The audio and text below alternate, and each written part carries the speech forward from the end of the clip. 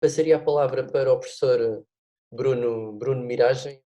Só quero registrar minha alegria, minha satisfação de estar aqui compartilhando dessa iniciativa da Nova, né, com meu estimado professor Jorge Moraes Carvalho, com os demais professores, vi no início, né, inclusive autoridades, né, que prestigiaram o evento. Para mim é uma oportunidade muito feliz de estarmos aqui nesse momento tão difícil para o mundo inteiro, mas ao mesmo tempo próximos, né? O que as novas tecnologias nos permitem, como bem disse o professor na abertura, e especialmente para aprender com os colegas, né? Temas tão atuais, né? Todos eles neste painel, inclusive, vinculados às novas tecnologias e à transformação que as novas tecnologias estão a oferecer no mercado de consumo, no consumo digital, né? E os desafios que se põem, que nós, inclusive, estamos, em vista da situação que nos encontramos, inclusive, experimentando isto muito vivamente na vida cotidiana. Então, professor, só essa minha palavra de agradecimento, de cumprimento e de apresentação, especialmente essa audiência tão expressiva, né? Acho que mais de 200 colegas, né? Fazer a referência para o senhor Jorge, de modo que agradeço realmente, fico ansioso aqui para ouvir a Natália e os demais colegas da sessão. Muito bem, a honra é toda nossa. E agora a Natália é investigadora do Nova Consumer Lab também, num perfil um pouco mais atípico relativamente aos outros investigadores do Nova Consumer Lab, uma vez que é uma profissional de grande sucesso nestas áreas, é Country Legal Manager, que portanto não tenho aqui, mas o que é esta a designação. A Natália corrige-me se eu estiver a dizer mal, da IKEA Portugal, não é? E portanto tem uma experiência prática muito relevante e muito significativa nestas matérias do direito do consumo. Felizmente, também na sequência de alguns cursos, de algumas formações em que participou, estabelecemos um contacto mais próximo e, em boa hora, aceitou também o desafio de participar desta equipa de investigação e também investigar em torno de assuntos ligados ao direito do consumo, e vai-nos apresentar um tema bastante interessante e desafiante, que é o quadro regulatório aplicável ao e-commerce na União Europeia e na China. Natália, tem a palavra, agradecendo. Obrigada, professor.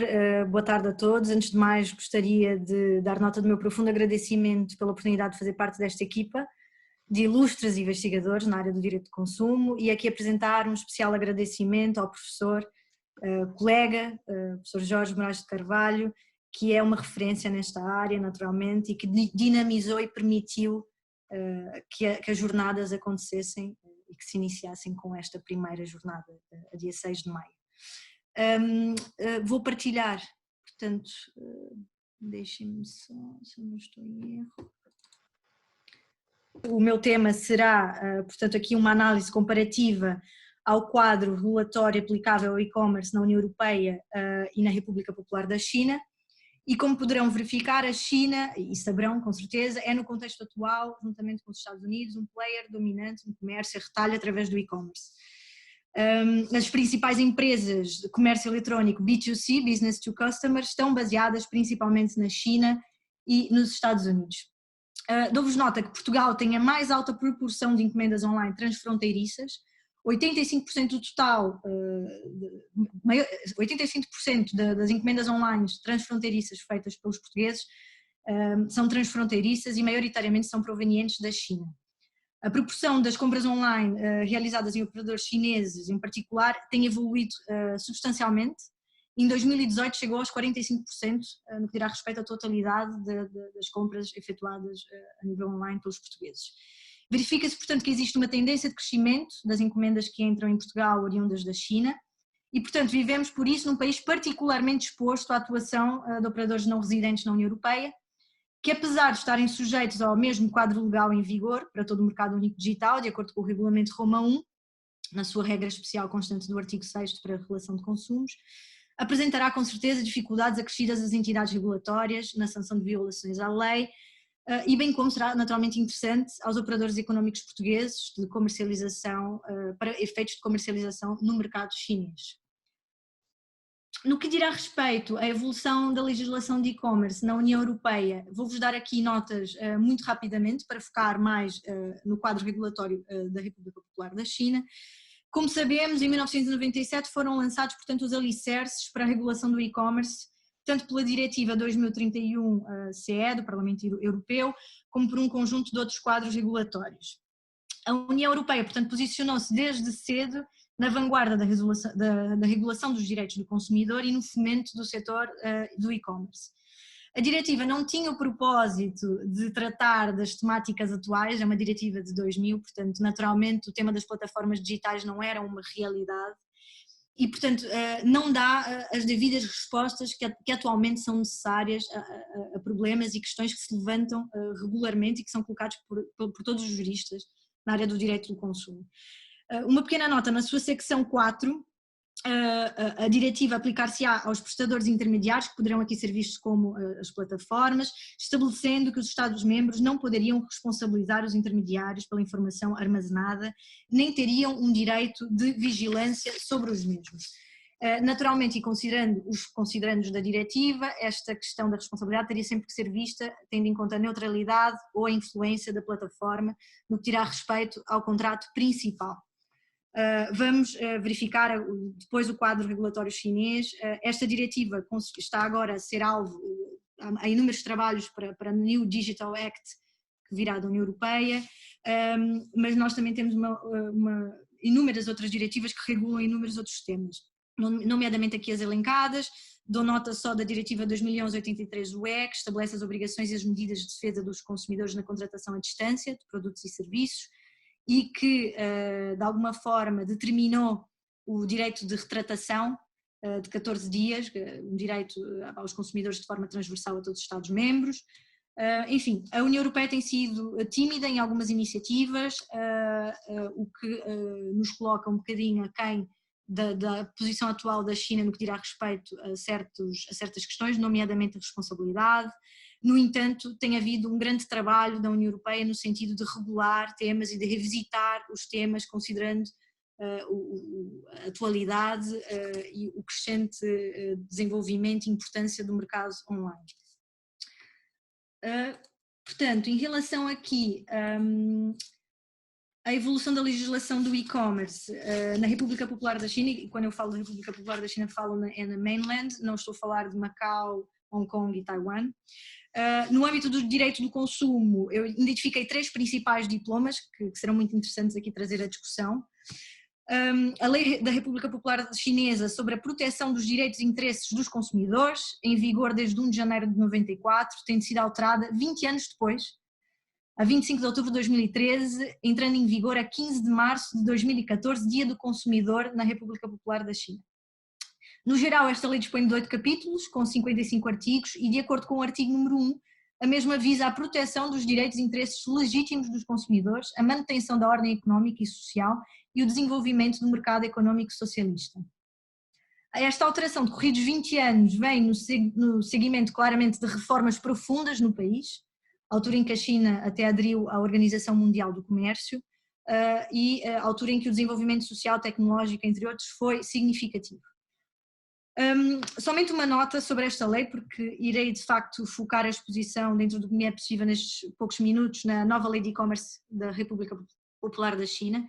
O artigo 2, segundo, não foi alterado nesta revisão, o que causou alguma estranheza dos juristas na generalidade que conhecem esta lei, considerando o conceito de consumidor, que é muito vago e de difícil aplicabilidade, enfim, em todos os casos concretos na China. O mesmo estabelece o conceito de consumidor, determinando que o mesmo será protegido no âmbito da presente lei quando proceda à compra de bens ou serviços para as suas necessidades diárias de consumo, Daily Consumption Needs, Isto, entretanto, é a tradução do chinês para o inglês para o português e peço desculpa desde já por alguma questão que surja daí. Ora, basicamente, e por outras palavras, a lei define o conceito de consumidor como consumidor, identificando somente que tratar-se-á de consumo, tratar-se-á de um consumidor quando o mesmo compra para as suas necessidades cotidianas. Pegando aqui num exemplo de definição de consumidor a nível de diretivas europeias, por exemplo, a 2019-770, que refere que tratar-se-á de uma pessoa singular que atue com fins que não se incluam no âmbito da atividade comercial, empresarial, artesanal ou profissional, podemos aqui, de alguma forma, verificar uma distinção entre as definições típicas europeias e a definição chinesa. O conceito de consumidor europeu é um conceito negativo, não é? É um conceito que é definido pela natureza da utilização do bem, enquanto que a definição chinesa é totalmente diferente, tentando definir de forma positiva e limitando a sua cobertura às necessidades cotidianas de consumo de uma pessoa. Ainda que assim seja, e com estas questões todas que surgiam na doutrina chinesa e não só sobre este conceito, verifiquei alguns guiding cases, que serão os acórdãos chineses do Supremo Tribunal Popular da China. Eles têm um sistema que funciona desde 2010, que tenta aqui de alguma forma dar qualidade e consistência às decisões de tribunais de primeira instância, e portanto chama-se Sistema de Guiding Cases, e fui buscar alguns guiding cases relativos a esta questão do conceito de consumidor. O guiding case número 2355 ajuda-nos aqui a perceber a interpretação dos tribunais. O caso reporta-se a uma situação de compra pela senhora, e peço desculpa a quem fala chinês fluente, Sun Yanshan, que comprou, por sua vez, 15 pacotes de salsichas num supermercado, dos quais verificou que 14 estariam fora do prazo de validade. Ora, de acordo com a lei chinesa referente à segurança alimentar, que eu conheço muito pouco, haverá uma compensação de 10 vezes o valor do produto nestes casos. Mas para esse efeito, a pessoa que reclama a compensação deverá ser qualificada como consumidora. Enfim, dito isto, e tendo em conta o litígio, que foi, a autora foi a pessoa que comprou, a Sun Yanshan, o tribunal decidiu a favor da autora e considerou-a como consumidora, pois efetivamente o supermercado não conseguiu provar que a compra das salsichas foi efetuada para uma utilização profissional, por exemplo, a sua comercialização ou produção de outros produtos. Portanto, acabamos por constatar que, por mais diferentes que as definições sejam e por mais problemas que a definição chinesa coloque, a sua percepção será similar e a sua aplicação, no caso concreto, terá a mesma argumentação, o uso que é dado efetivamente ao bem ou ao serviço. Portanto, será também aplicável a lei referente às medidas administrativas para o comércio online. Haverá aqui um paralelismo com a Diretiva 2011/83/UE, que estabelece as obrigações e as medidas de defesa dos consumidores na contratação à distância. A nível europeu, a Diretiva refere expressamente no seu considerante 40 que as diferenças relativas aos prazos de retratação entre Estados-membros não deverão existir e, portanto, estabelece os 14 dias. E entrou em vigor em março de 2014. Entrou em vigor em junho de 2014. A chinesa entrou em vigor em março de 2014, portanto foi exatamente na mesma altura, e estabelece um direito de retratação do consumidor de 7 dias. Portanto, aqui no quadro europeu, havendo aqui um maior período para o consumidor então se arrepender da compra. No artigo, isto no artigo 16º. Quanto à nova lei de e-commerce, que é onde queria me focar aqui nos últimos minutos, foi aprovada pela 5ª sessão do Standing Committee do 13º Congresso Nacional Popular. Será então a E-Commerce Law of the People's Republic of China, não se aplicando a Hong Kong, Macau e Taiwan, como já referi. A mesma foi publicada em agosto de 2018, tendo entrado em vigor a 1 de janeiro de 2019. No seu artigo 1º fica definido o objetivo desta lei, que visa salvaguardar os interesses e direitos das entidades que atuam no e-commerce, regulando a sua conduta, mantendo a ordem no mercado e promovendo o desenvolvimento do e-commerce. A lei aplicar-se-á, portanto, está claro a quem se dirige, às plataformas digitais, aos operadores das plataformas digitais e aos online sellers. Diria aqui os websites que são propriedade direta de quem vende, não é? A responsabilidade é uma temática fulcral neste diploma em questão. Nos artigos 38 e 41 e seguintes, fica estabelecido que as plataformas serão responsáveis solidariamente pela venda dos produtos que infringam direitos de propriedade intelectual e de segurança de produto. Há aqui uma preocupação enorme em relação a estas duas temáticas. Anteriormente, somente os operadores seriam responsabilizados no quadro regulatório chinês. Esta medida é central e penso que virá como ferramenta da China no que dirá respeito à comercialização, enfim, a reputação que a China tem no que dirá respeito ao comércio de contrafação. E, portanto, vem aqui o governo tentar, de alguma forma, e com estas medidas, controlar esta reputação e solucionar o problema. Caso a plataforma tenha conhecimento ou devesse ter conhecimento, será responsável. E devem ser estabelecidas regras relativamente à proteção da propriedade intelectual. Existe claramente um dever de due diligence relativamente aos operadores registados da plataforma. A plataforma deverá igualmente verificar qualquer reclamação efetuada por terceiros, operadores ou consumidores. Para além da responsabilidade expressa das plataformas, não se aferindo qualquer questão sobre a neutralidade ou influência nestas temáticas, na operação, fica também regulada a sanção aplicável a nível contra-nacional, podendo a mesma ascender, nos casos de segurança de produto e propriedade intelectual, aos 260 mil euros, caso a plataforma não cumpra com as indicações das autoridades quando da resolução do tema. De acordo com o artigo 27º, as plataformas deverão também solicitar diversas informações aos operadores, controlando efetivamente se os mesmos têm autorizações, licenças, enfim, qualquer documento que seja necessário ao abrigo da lei aplicável para a prossecução da sua atividade. E os operadores deverão disponibilizar essa mesma informação ao consumidor, sob pena de aplicação de sanções que poderão ascender aos 65 mil euros. Novamente, fica clara aqui a necessidade de due diligence do lado da plataforma, que deverá ter uma cultura de compliance enormíssima, que agora não se verifica, não é? Nas diversas, pelo menos, que nós estamos muito habituados, muito desenvolvida, mantendo aqui um registro organizado de diversas informações e estabelecendo procedimentos de verificação periódica, se essas informações estão efetivamente de acordo com com a documentação que prova se existem licenças, enfim. Para finalizar, faço nota que, de acordo com o artigo 61, se houver um litígio entre um operador e um consumidor, a plataforma tem o dever de proativamente prestar assistência ao consumidor na proteção dos seus interesses. Portanto, achei aqui este artigo incrível. A plataforma, portanto, tem de ajudar o consumidor, nomeadamente no que dirá respeito a toda a documentação necessária e proativamente assisti-lo na proteção dos seus interesses. Enfim, somente para aqui fechar o tema, eu trouxe este tema à discussão e aqui esta informação aos colegas, por forma que também, da mesma forma como as Model Rules do European Law Institute trabalharam a temática das plataformas, e enfim, aqui vamos um bocadinho para além das plataformas, e é uma fonte de inspiração para os legisladores europeus, que este estudo, que ainda é um embrionário e que vai ser eventualmente objeto de um artigo, também ajude os juristas no sentido de melhorarmos o atual panorama do e-commerce na União Europeia. Muito obrigada.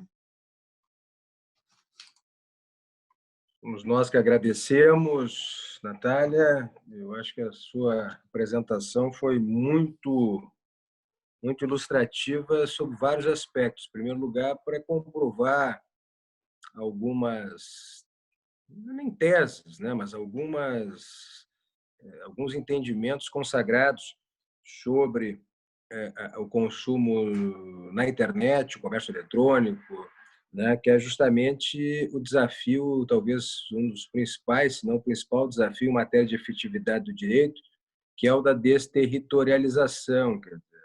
Cada vez mais nós estamos nos ocupando, e aí não é diferente, o seu estudo não é diferente, da a comparação jurídica, né, o método de comparação jurídica entre sistemas, especialmente aqueles sistemas que têm protagonismo no mercado de consumo digital, né, e no caso da China, especialmente. Não deixo notar também que essas dificuldades, ou alguns desses obstáculos, né, que hoje se percebem nessa comparação que faz entre a legislação europeia e a legislação chinesa, ela já se verificou lá atrás, no final do século passado, entre os próprios estados europeus por ocasião da harmonização. Eu me recordo aqui, quando fez referência ao conceito de consumidor da lei chinesa, eu me recordei aqui do conceito de consumidor da lei belga, lá ainda nos anos 80, final dos anos 80, né, que também indicava um conceito de consumidor muito estrito, né, justamente, agora me falta a fórmula exata do texto, né, mas indicava que consumidor era aquela pessoa física, né, que adquiria produto ou serviço para fins domésticos, para uso para fins domésticos, assim considerados do seu ou de sua família. Quer dizer, uma definição bastante estrita e que né, na medida em que a internet faz com que o mercado de consumo digital aproxime fornecedores de várias partes do mundo, vai ser um novo desafio de comparação e possivelmente harmonização. Na revisão das diretrizes das Nações Unidas 2015, isso se pôs em discussão, especialmente em relação aos próprios desafios que estão agora aqui. Em 2015, nós estávamos ainda incipientes, embora só 5 anos atrás, mas ainda incipientes nessa economia de plataforma, dos marketplaces, né? E ali já se indicava um dever, ou pelo menos se intuía, né, um dever destes operadores na internet, desses fornecedores pela internet, que ainda não se dava, não estava consagrada essa expressão plataforma, mas esses operadores que aproximavam consumidores e fornecedores de um dever de atuação proativa. Claro que não se legislou sobre isso, mas os debates foi muito presente isso, né? O que hoje se verifica, né? E se associa, não vou mais, apenas para concluir, se associa a um outro elemento que é relevante. Você deu um dado bem no início da sua apresentação: 85% do consumo transfronteiriço português com sites chineses, quer dizer, que é um outro elemento do consumo na internet e, portanto, da proteção do consumidor, que é justamente o elemento reputacional, né? Ou seja, professor, só uma correção, 85% das compras online em Portugal são transfronteiriças e desses 85%, 45% são à China, mas ainda assim, maioritariamente... Ainda assim é um número expressivo. Exatamente. Eu anotei nada aqui. Não, perfeito. Não, mas é um número super expressivo.